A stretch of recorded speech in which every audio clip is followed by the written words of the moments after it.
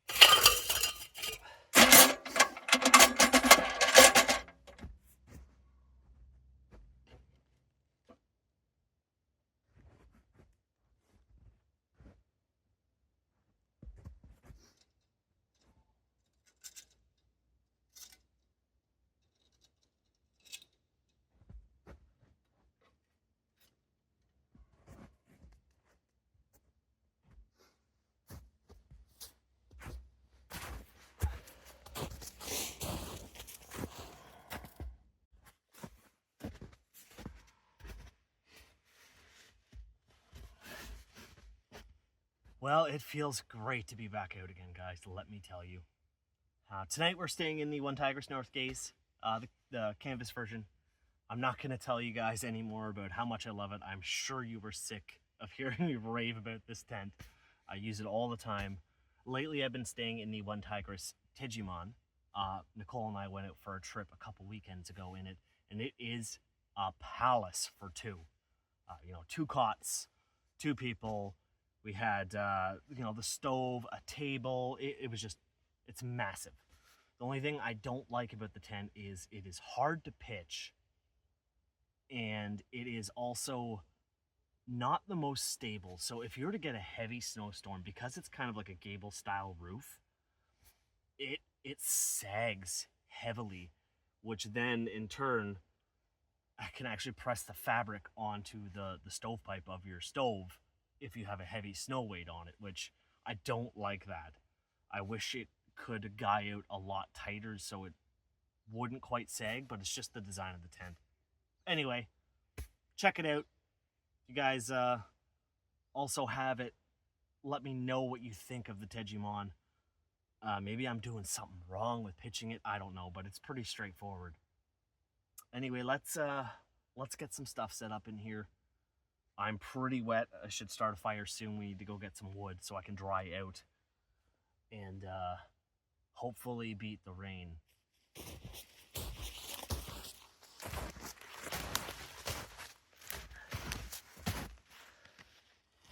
Well, we didn't quite beat the rain, guys. It's just starting to sprinkle. That's okay. Anyways, we're going to get some good dry wood. Now, a lot of you guys have asked me in the past how to find dry wood in the winter. So the best way, in my opinion, is to find a standing dead tree. Now, anything on the ground this time of year is no good. No good. It's out here in Ontario anyway. It's so wet. It's been soaking up moisture from the ground since before it snowed. And then it gets cold out and it freezes and that moisture doesn't evaporate. The wood just stays wet and frozen. So you cut it up and you go to burn it. It thaws out and just gets wet, it's smoky, it's terrible. So look for standing dead trees. If you are not comfortable cutting down a tree, which is understandable, I've been doing it for years. We used to heat our old house with wood, so I know a bit about it. Now, if you're not comfortable with that, start very small, very small. Don't try to cut a tree down, 8-inch tree like this. It's not gonna go good. You have to be super safe. Now, like I can show you, actually perfectly, right behind you. Let me turn you guys around. So, right beside that big tree, there is another small maple. So you can clearly see this tree is dead. There's no limbs on it anymore. The bark just peels off. Now, to tell if it's rotten or not, take your axe or a knife and give it a rap. If it's rotten or wet, it'll sound almost like this. That hollow sound means it's fairly reasonably dry. So, in fact, I could cut this down, and I probably will, but if the top doesn't look too great, the middle of this looks perfect. So let's go ahead and chop this down, and I'll show you what I mean. Now, beginning tree fellers, I would do a lot of research on it about how to do a notch, the correct direction to fall. This one already has a natural lean this way. So what I'm going to do is cut my notch on the side of the lean, come to the back of the tree, make a couple cuts, and the tree will fall towards the notch. Now, that's not necessarily true if you notch it, it's leaning like this, and you notch it here and cut on the back, it's still going to probably fall backwards and hit you. That's the thing you have to be careful with. So things like this that are obvious is a good spot for a beginner.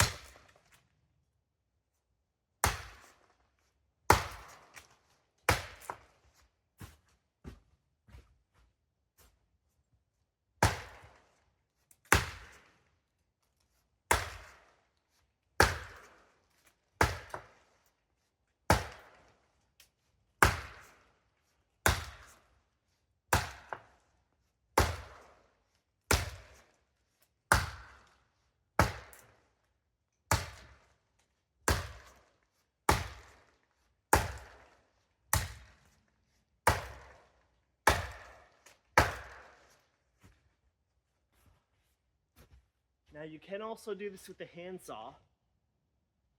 Same principle, probably a little safer if you don't have experience with an axe. Now that I've got my notch about halfway through the tree, I can come and start whacking the back side of this guy, and it'll fall over.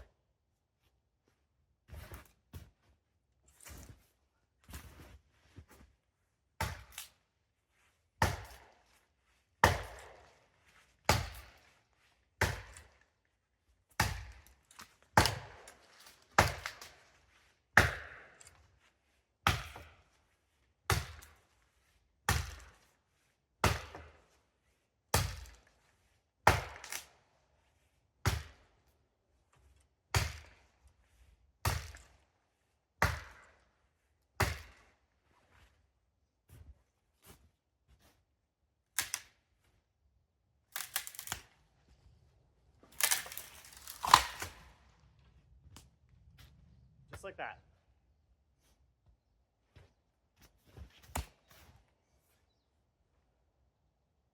Gonna drag this out, probably cut one more down. That's not gonna be quite enough wood for tonight because, like I said, the top of that tree isn't great. But this is just super light because it's so dry. Get you a better view of that. Just like that, guys. It's time for the Zeke saw. So I bought this thing, a couple months ago for like 50, 60 bucks off Amazon. It's okay for a one-night trip. The batteries will last, but that's it. Anything longer than a one-night trip, you're out of luck. I'm already on the second chain that was provided. they just stretch so much and then there's no adjustment left. And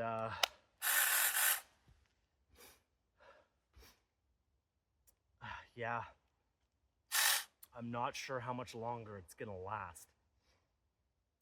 Now, the one battery was dead, but for some reason the charger says fully charged, so I might have already killed the battery. We'll find out in a minute here.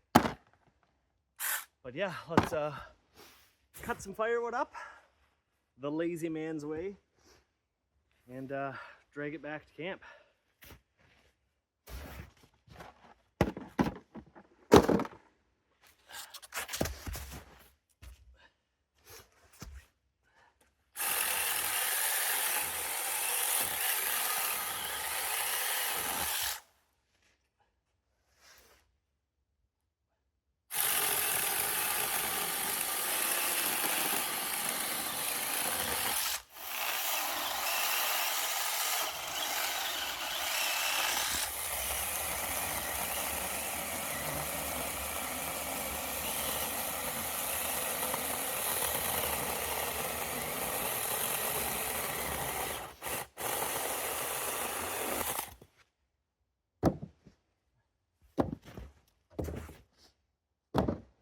All right, guys, let's bring this back to camp, get a fire going. It's lunchtime and it is beer time for sure.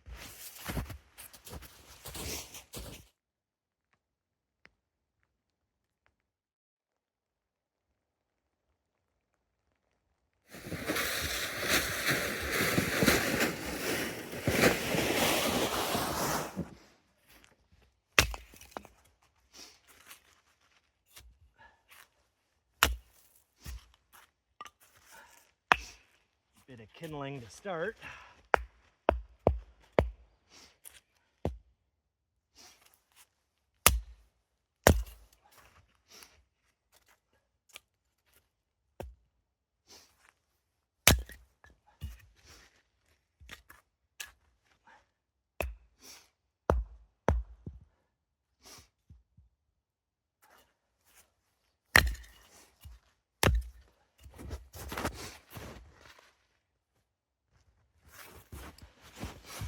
Ooh, my nose is runny.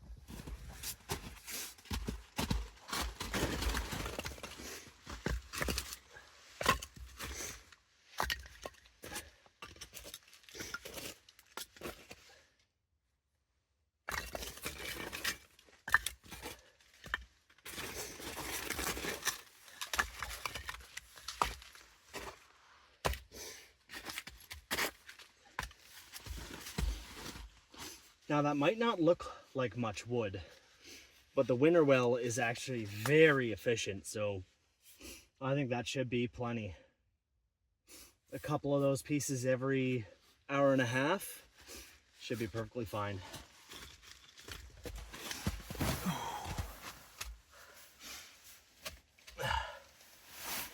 Oh, well, it is definitely cold and wet out there.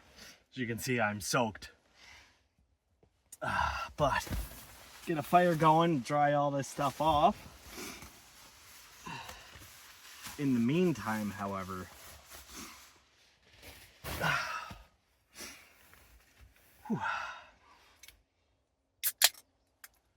cheers, folks.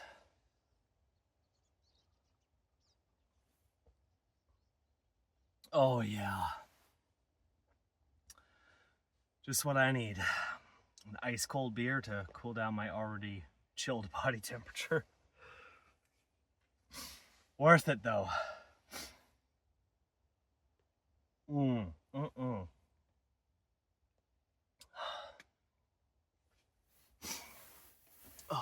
now,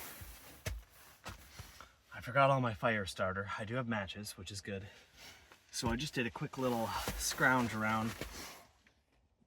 This time of year, if you're looking for small stuff that'll take a flame, under pine trees is always your best bet, even in summer after rain.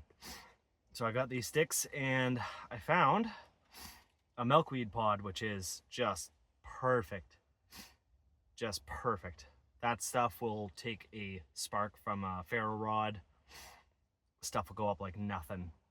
Surprised it's still dry, but it was just positioned well enough, tucked under a tree and upside down, that no water got into it. So that should be plenty enough to catch that small split maple we have. Anyway, I'm gonna have a couple sips of this beer and relax for a few minutes, unwind, and I'll bring you guys back when it's time to light the fire.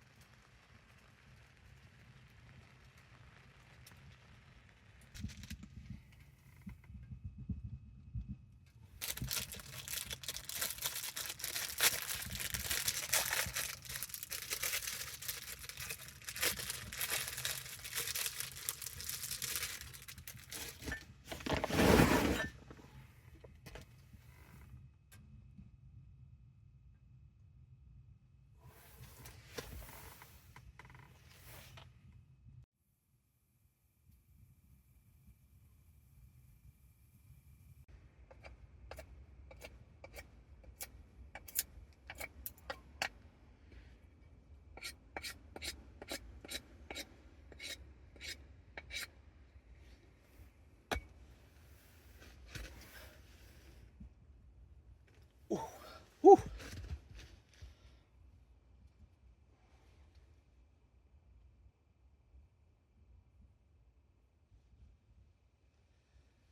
Let that guy cool for a second.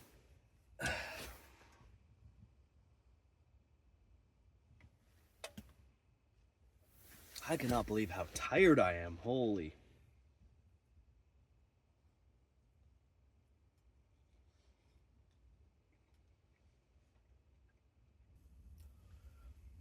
Well, guys, I'm gonna eat this up and probably curl up and watch a movie. I'll bring you guys back when it's just about time for bed. But the day is pretty much over.